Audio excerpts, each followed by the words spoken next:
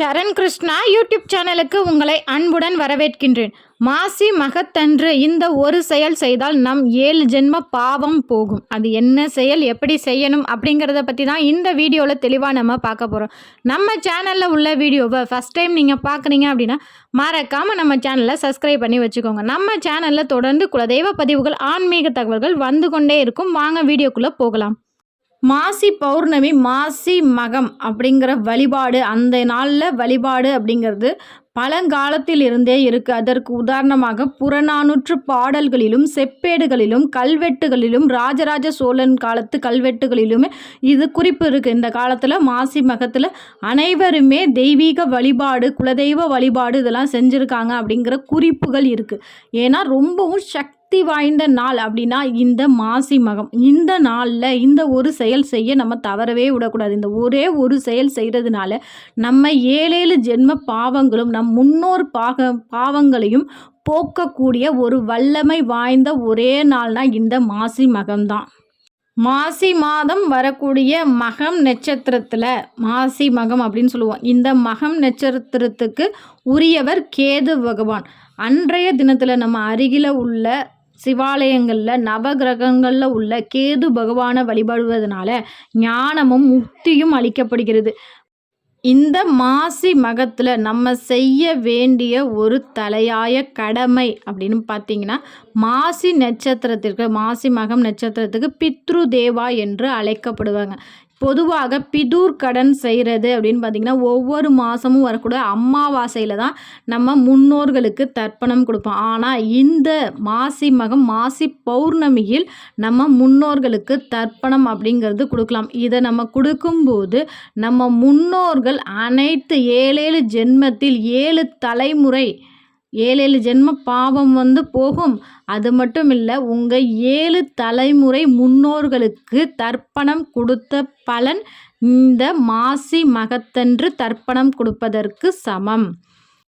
பொதுவாக ஒருவர் வீட்டில் அடுத்தடுத்து பிரச்சனை வருகின்றது, அவர்களுக்கு குழந்தை பாக்கியம் இல்லாமல் இருக்குது, குழந்தை பாக்கியம் தள்ளி கொண்டே போகின்றது, ஊனமுற்றபடி குழந்தைகள் பிறக்கின்றது, இல்லை ஒரு சிலர் கரு விட்டுருப்பாங்க, குழந்தை ஏதோ ஒரு ஊனமாக இருக்குது, இல்லை 3 மாதத்துலேயே 4 மாதம் வளர்ச்சி இல்லை அப்படின்னு சொல்லி அபார்ட் பண்ணுற இந்த மாதிரி சூழ்நிலை உள்ளவர்கள் கட்டாயம் பிது தோஷத்தை நீக்க வேண்டும்.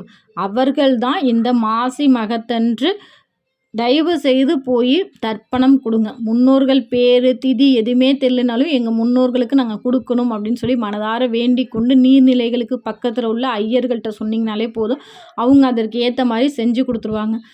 பெண்கள், இது போன்ற சூழ்நிலை உள்ள பெண்கள் என்ன செய்கிறீங்க அப்படின்னா, அன்றைய தினத்தில் பச்சரிசி வெல்லம் கலந்து எறும்புகளுக்கு தானம் கொடுங்க. சிவன் கோயிலுக்கு சென்று மோட்ச தீபம் ஏற்றுங்க. மோட்ச தீபம்னா ஒன்றுமே இல்லை, உங்கள் முன்னோர்களை மனதார வேண்டிக் கொண்டு நல்லெண்ணெயில் புது விளக்கு, புது மண் விளக்கு கொஞ்சம் பெருசாக வாங்கிட்டு போய் அது ஃபுல்லாக தழும்ப நல்லெண்ணெய் ஊற்றி பஞ்சு திரி, இரட்டை திரிகளால் நீங்கள் ஏற்றணும். அவ்வளோதான்.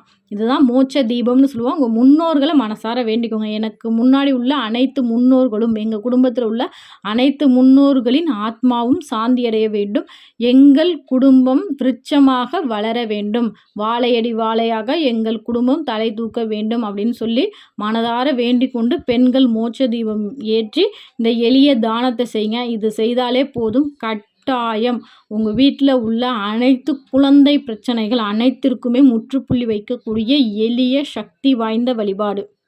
இவ்வளவு சக்தி வாய்ந்த நாள். இந்த நாளில் நம்ம முன்னோர்களுக்கு தர்ப்பணம் கொடுப்பது அப்படிங்கிறது நம்ம குலதெய்வத்திற்கு ரொம்ப பிடிச்ச ஒரு செயல். அதனால் யாருமே மாசி மகத்தை தவறவே விட்டுறாதீங்க. இந்த நாளில் புனித நீராடி உங்கள் முன்னோர்களை நினச்சி வழிபாடு செய்யுங்க. உங்கள் அனைத்து இஷ்ட தெய்வங்களின் கோவில்களுக்கு சென்று வழிபாடு செய்யுங்க. உங்கள் குலதெய்வ கோவிலுக்கு செல்ல முடிந்தவர்கள் தாராளமாக குலதெய்வ கோயிலுக்கு செல்லலாம். குலதெய்வ வழிபாடு கோடி பலனை தரும். அது இந்த மாசி மகத்தன்று நீங்கள் செய்யக்கூடிய ஒவ்வொரு வழிபாடும் உங்களுக்கு பல மடங்கு பலன்களை பெற்றுத்தரும். யாருமே தவற விடவே விடாதீங்க. இந்த மாசி மகத்தில் உங்கள் கஷ்டங்கள் அனைத்திற்கும் முற்றுப்புள்ளி வைக்கக்கூடிய ஒரு வழிபாடு. கண்டிப்பாக இந்த வீடியோ உங்களுக்கு பயனுள்ளதாக இருக்கும் என்ற நம்பிக்கையில் மற்றொரு வீடியோவில் சந்திக்கிறேன். இந்த வீடியோ பற்றின உங்களது கருத்துக்களை மறக்காமல் எங்களோட கமெண்ட் செக்ஷனில் ஷேர் பண்ணிக்கோங்க.